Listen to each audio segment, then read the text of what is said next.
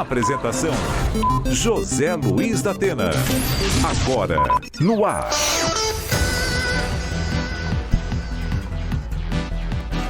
Bom dia, meus amigos e minhas amigas do maior complexo de emissoras de rádios do país.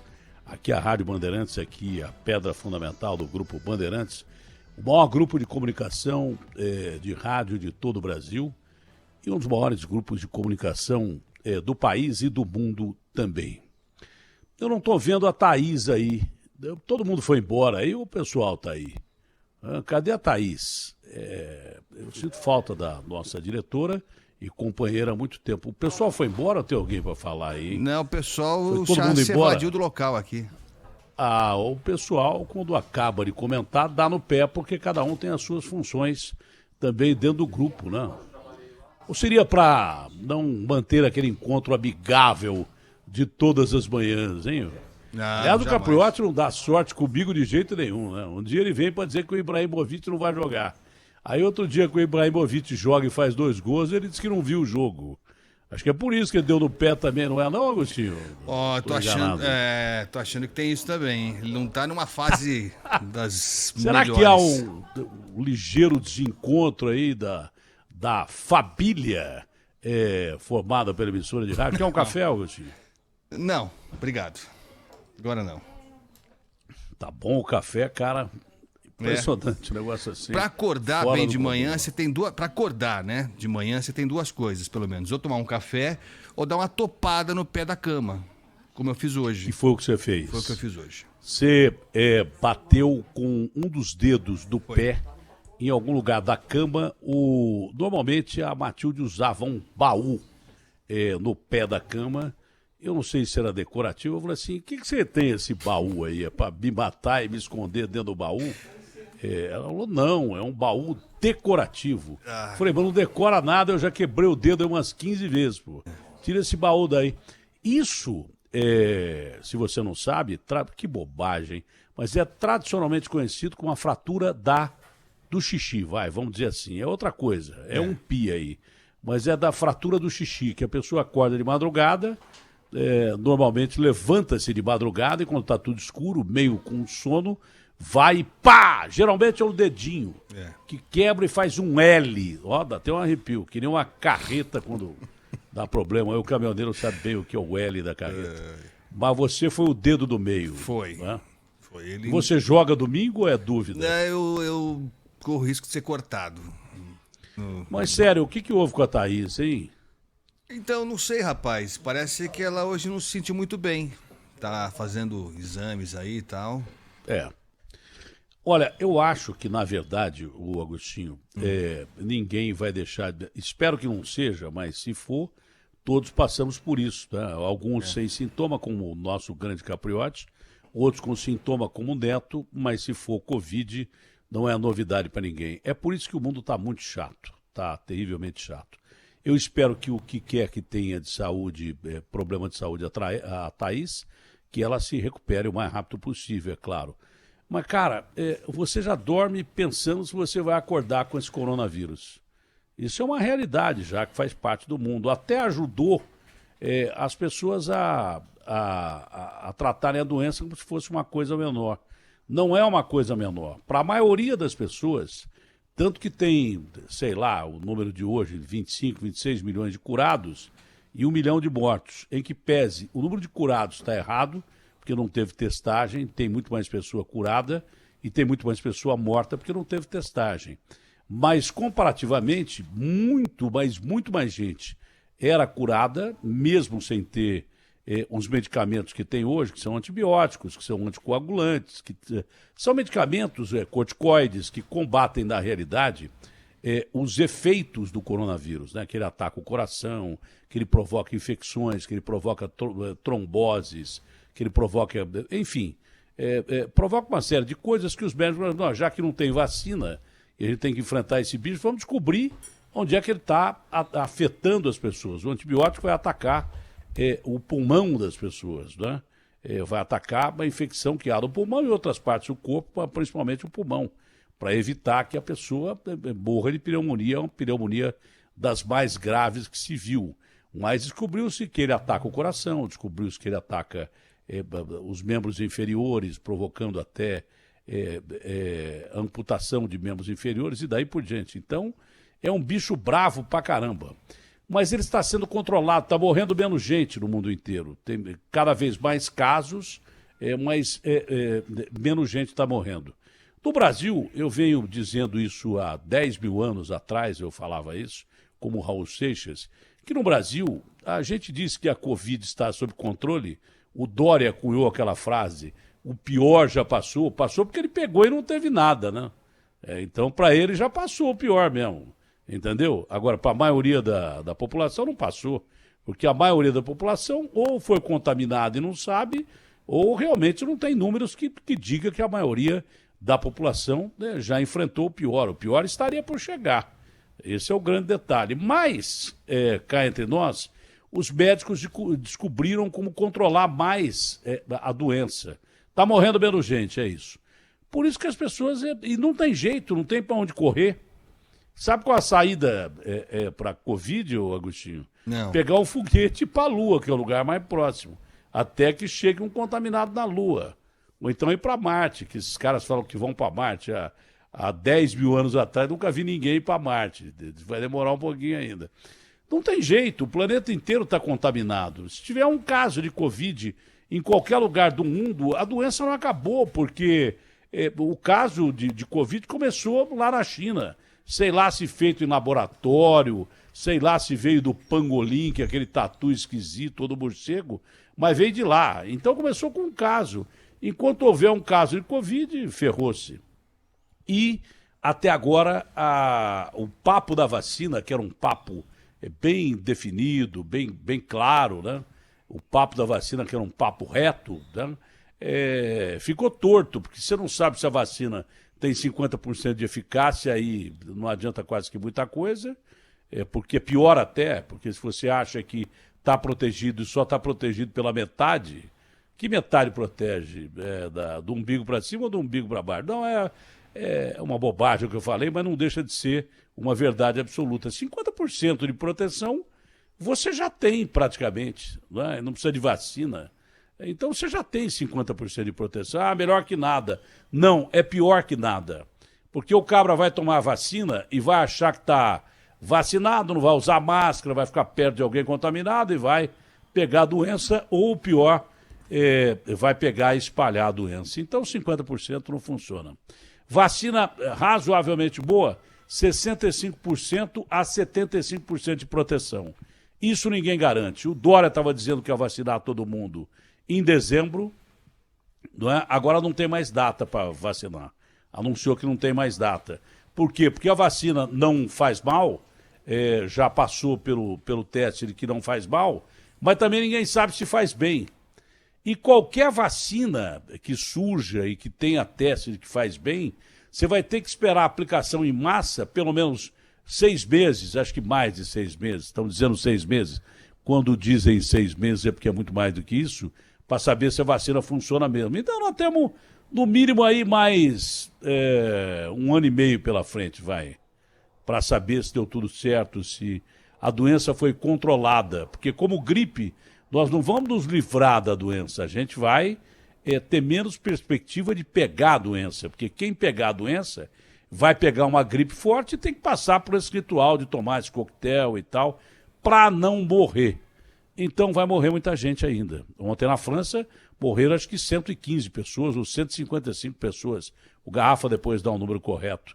O que não é pouco. Mas no Brasil, mesmo com os números subnotificados e mentirosos aqui de São Paulo e do Brasil, porque chega na segunda-feira, é mentira o que eles divulgam. É subnotificação, vulgo, mentira. Não morreram só 15 pessoas em São Paulo. A mãe da Atena, 15 pessoas, é muita gente. Claro que uma pessoa já é uma tragédia, mas é mentira que morreram 15 pessoas. Morreram muito mais. Hoje o número deve aumentar, e deve aumentar o número no Brasil, que acho que foi de 261 pessoas mortas, o que é mentira absurda também. Então diminuir número não significa diminuir a doença. Mas mesmo assim, morreu quase que o total que morreu na França, onde lá não tem subnotificação na segunda-feira. Nos Estados Unidos tem, porque o nosso governo é parecido com o governo americano também. O Trump lá não divulga os números corretos da semana inteira, porque está levando um nabo enorme nas eleições lá dos Estados Unidos. Eu espero que ele perca mesmo, porque ele é péssimo como presidente, é péssimo em tudo, eu acho, o Trump, eu acho horrível. Mas eu não sou americano, não tenho direito a opinar sobre as eleições americanas, só que eu acho que o Trump é um mal para o mundo. Não é para o país dele, é para o mundo inteiro que ele é um mal. Eu espero que ele perca as eleições e perca muito. Né? Perca de muito para o tal de Biden, que eu não conheço bem, e também não sei se vai ser melhor ou se vai ser pior. Mas as relações comerciais que existem entre o Brasil não dependem do Trump. O Brasil é um país hoje importante, sempre foi, no contexto, na realidade, do mundo, né? Só vi notícia ruim aqui, eu não sei se sei lá, tem alguma coisa aí do jogo da Juventus de sábado, o Garrafa procura saber o que é, mesmo porque é o jogo que eu devo fazer, e avisar o povo que nós entramos no ar 10 minutos depois do jogo começado aqui em São Paulo. Parece que em outros estados o horário político é diferente. Precisava conferir isso direito, viu? Precisava falar com o advogado da Band, que aliás é ótimo, o advogado eleitoral da Band. Precisava conversar com o advogado da Band e ver essa história de horário eleitoral. Pô, sábado um baita jogo, um amigo meu me ligou e falou assim, ô velho, eu fui lá assistir o jogo da volta do Ibrahimovic contra a Inter do Lukaku, eu liguei lá, vi o Lula. E, o que me consta, o Lula não joga nem no Napoli, nem na Inter. Eu falei, eu tirei do canal. Então é gozado. Queria avisar todo mundo, porque sábado eu devo fazer o jogo do italiano, que a gente já entra e fala assim, acabou o primeiro. Não, entra com 10 minutos ou 8 minutos do primeiro tempo de partida, dependendo do tamanho do horário político aí. Você vai ter que ficar ouvindo os caras falar e depois a gente entra para fazer o jogo. Deve ser isso que vai acontecer. Então não se assuste. E eu acho que a Band devia anunciar o horário do jogo, do horário dele mesmo, né? 13h10, para o cara saber que vai ter jogo. Você ouve os caras prometerem aquilo que eu te falei. Quem promete muito não entrega nada. Então, você não pode ficar ouvindo promessa de candidato. Você tem que analisar quem é o candidato, ver a vida dele, se ele é um cara legal, o que ele fez de bom, o que ele fez de ruim. E aí você traça um perfil do cara e vota nele. Há uma outra controvérsia sobre o horário político. Ontem teve um monte de gente. Aliás, o que tem de gente que cuida da minha vida é um negócio assim impressionante, né? Impressionante, cara. Eu li aqui de manhã, num livro de um pensador aí, o Baltazar Grancian, foi um padre que viveu, sei lá em que época, 1800 e pouco. Ele tem algumas frases assim importantes, mas algumas frases meio sacanas também, tipo Maquiavel. Mas eu estava lendo, né? Porque eu leio todo tipo de livro e tal. Mas ele ensina como você deve viver. E tem algumas sacanagens lá do padre que eu não entro na dele. Mas tem algumas coisas que aí estava lá, olha, o sujeito que briga todo dia, que discute todo dia, vive menos, porque ele acaba se desgastando mais. Bom, eu queria dizer para o Baltazar que é o seguinte, onde é que quer que ele esteja, não sei se no inferno ou no céu, eu queria dizer para o Baltazar que algumas coisas do que você diz no livro, elas realmente funcionam. E outras são sacanas e eu nem uso. Mas essa daí de não brigar todo dia, eu tentei colocar em prática ontem. Então o programa terminou meio-dia e 10 já tinha brigado com 4.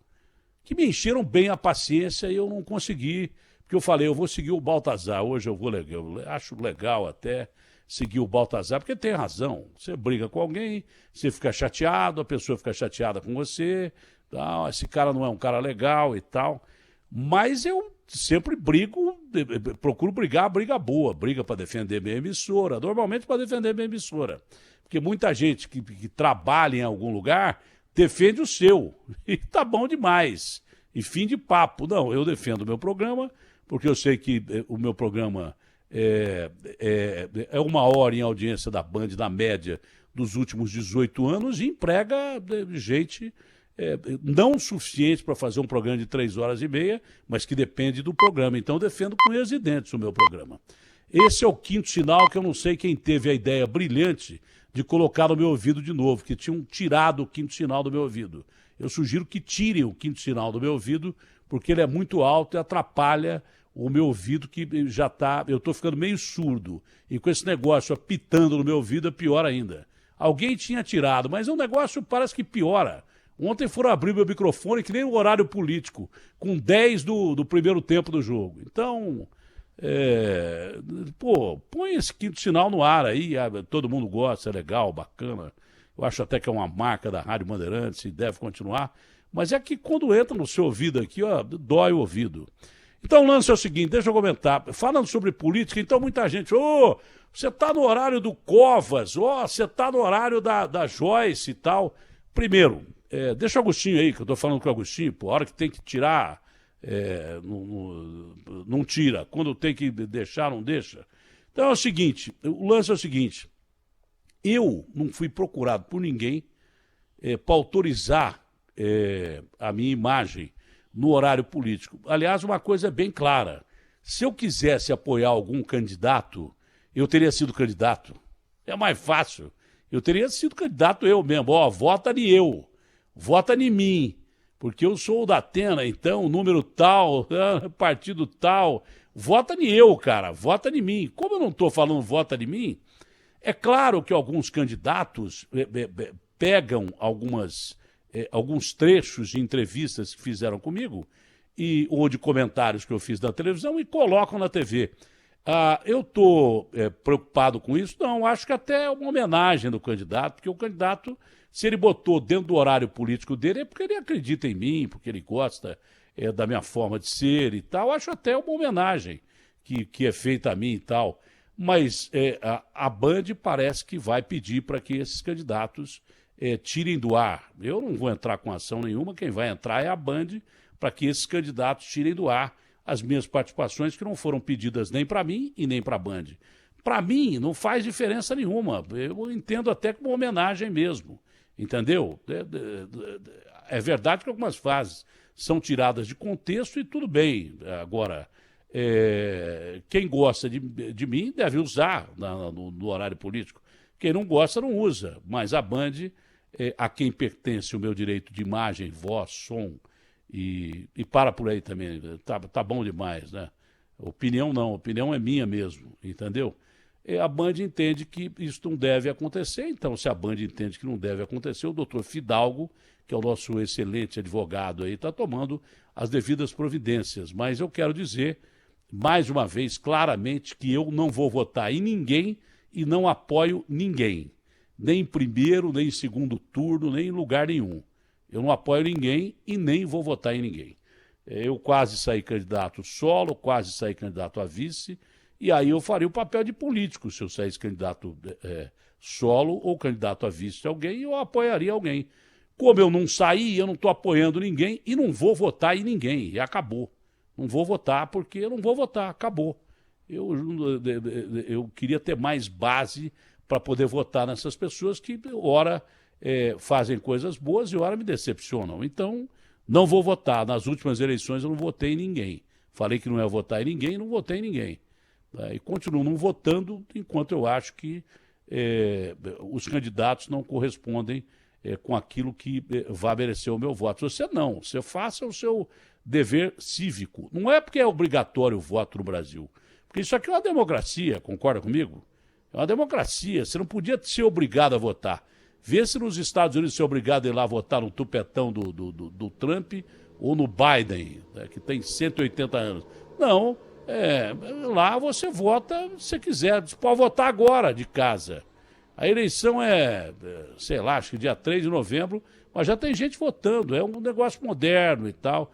Você não devia, numa democracia, ser obrigado a votar. Voto obrigatório já é antidemocrático. Voto obrigatório é antidemocrático. Não devia o cara ser cobrado a votar e fim de papo, né? Agora, o Guto, tem uma pegadinha que a gente já previa aí do Senado, né? Porque esse Chico da cueca, o Chico senador, que tinha R$ 33.150, o Caio fez questão dos R$ 150 escondidos na cueca, claro que ele estava escondendo ali porque o dinheiro era ilegal. eles vão arrumar um jeito de dar procedência para esse dinheiro, do cara ter enfiado o dinheiro no cofre da cueca. Ele enfiou o dinheiro no cofre da cueca porque ele estava escondendo de um agente federal. Você pode ter até o hábito de andar com dinheiro no cofre da cueca, pode ter dinheiro, guardar o dinheiro no bolso. Tem gente que minha mãe, por exemplo, guardava dinheiro no sutiã, um pouquinho que ela tinha, ela põe no sutiã. E daí por diante e tal. Você pode guardar o dinheiro onde você quiser. Mas ali ele estava escondendo de um agente federal e é provável que esse dinheiro seja ilícito mesmo, porque a lei dos 33 foi encontrada mais uma grana e o cara não fez que nem o tal de Baldi, que aliás estão querendo pegar o Baldi de novo. Aí ele falou aqui que, olha, o Gilmar me deixou fora da Lava Jato, mas estão querendo devolver o Baldi à Lava Jato, o secretário que foi reempossado como secretário de Transportes aqui de São Paulo. A Justiça está querendo devolver o cara à Lava Jato, apesar da decisão do ministro Gilmar. Mas o cara que esconde dinheiro da cueca e diz que quer ir no banheiro para descartar o dinheiro, só pode ser isso. Né? Ou então para se aliviar do dinheiro, né? Ou para se aliviar mesmo com uma dor de barriga, tinha que tirar o dinheiro, porque estava obstruído o canal dos fundos. Entendeu? Então, cara, ele só podia estar escondendo o dinheiro da cueca de alguma coisa ilícita. Aí vem o Senado e diz assim, não, olha, todo mundo merece a presunção da dúvida. É claro que todo mundo merece a presunção da dúvida. Indúbio pro réu. Mas eu nunca ouvi falar que um cara esconde dinheiro na cueca e quer dizer que o dinheiro é legal. Nunca, guardar dinheiro debaixo do colchão, muita gente guarda ainda até hoje, com medo de perder. Agora, enfiar o dinheiro no cofre é porque está escondendo, e é durante uma ação policial. Mas eles vão arrumar um jeito de livrar a cara do cara. Você pode, por corporativismo. Isso é uma vergonha para os senadores honestos, decentes e trabalhadores que existem lá. Porque são 81. Você não pode botar todo mundo no mesmo saco, senão você parte para regime de exceção e a gente não quer ver mais Congresso fechado, porque isso é golpe, não é verdade? Mas você parte da presunção de que o Senado está escondendo um vigarista, um ladrão. Né? Porque o cara esconde dinheiro na cueca não é à toa. E daqui a pouco o cara é absolvido e pronto, acabou. Tanto que deram um pano. O ministro Barroso afastou o cara por 90 dias por evidências de que ele estava escondendo dinheiro na cueca. A Polícia Federal não vamos divulgar as imagens, porque são constrangedoras. Constrangedor é o cara pegar dinheiro público e enfiar no cofre. Não é? Isso é constrangedor. Concorda comigo ou não? Se não é um senador da República que enfia o dinheiro no cofre, eles põem imagem em tudo quanto é lugar aí. Esse é o grande detalhe. Esse é o grande detalhe. Ele é amigo do presidente Jair Bolsonaro. O presidente Jair Bolsonaro sabia que ele enfiava dinheiro no cofre? Eu tenho certeza que não. Porque realmente o Bolsonaro, você pode chamar o Bolsonaro do que você quiser, mas ele não é ladrão. Isso eu falei para ele o primeiro dia que eu entrei na casa dele. Falei, não é possível que você morando nessa casa humilde, você tenha roubado alguma coisa. O dia que eu fui entrevistá-lo, foram 2 horas de entrevista. Aliás, foi uma entrevista muito boa antes dele assumir a presidência da República. Estava visivelmente preocupado em assumir a presidência da República, porque ele sabia que ia enfrentar uma bucha pela frente. Não sabia que ia enfrentar essa bucha da pandemia, mas sabia que ia enfrentar uma bucha grande pela frente. Né? Mas ladrão, eu tenho certeza que o Bolsonaro, estou falando do presidente da República, não é. Se gente do entorno dele meteu a mão, se políticos meteram a mão, mas ele eu duvido que roubou. Eu não acredito que ele tenha roubado.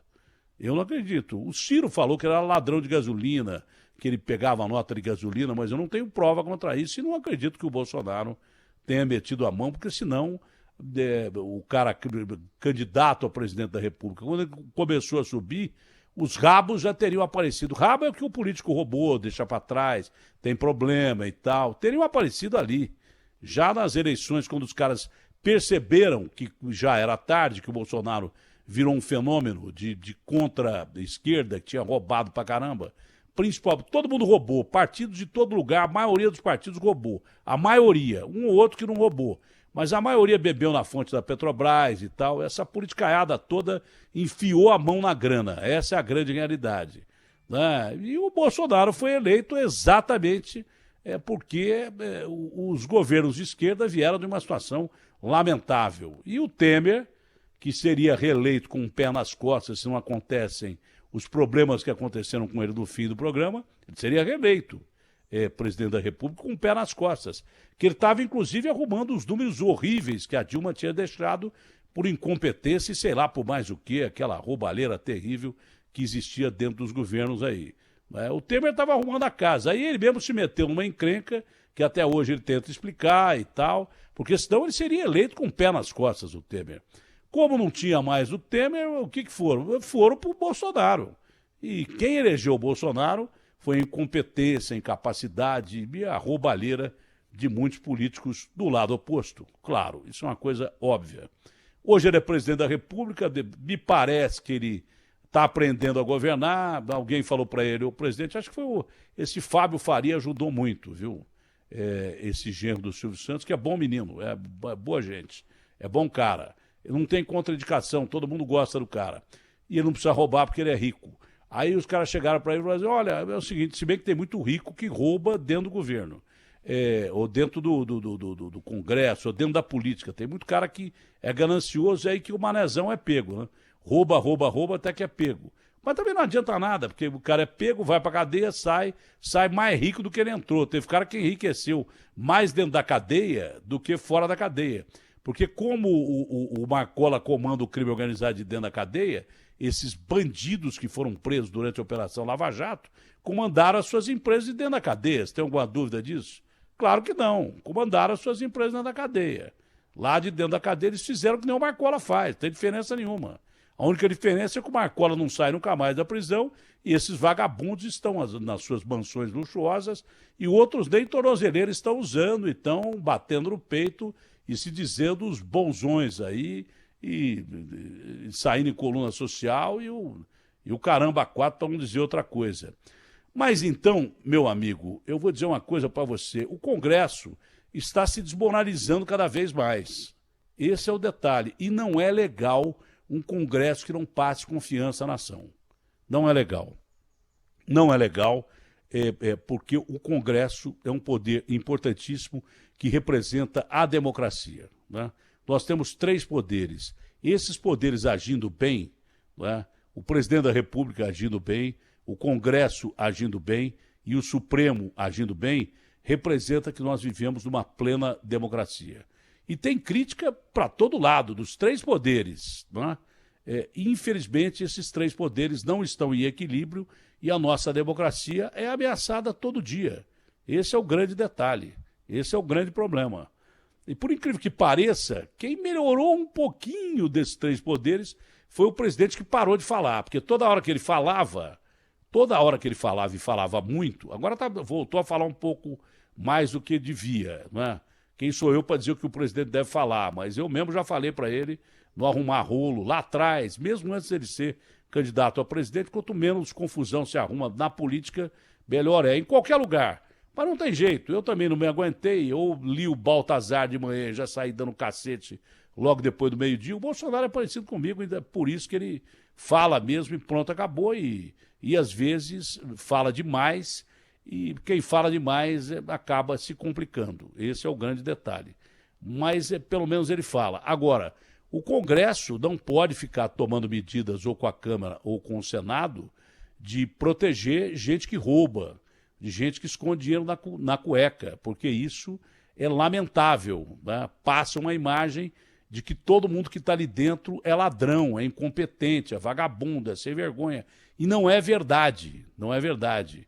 Tem muitos políticos que são capazes, tem muito político que é bom, mas não adianta nada também o político ser bom, ser capaz, né? E de repente proteger aqueles que não são. Então, acho bom o Congresso Nacional parar de proteger esse tipo de gente e pensar numa única coisa chamada povo, porque democracia é governar para o povo e pelo povo, e não para o bolso e pelo bolso ou para a cueca no máximo. RB fechada com você.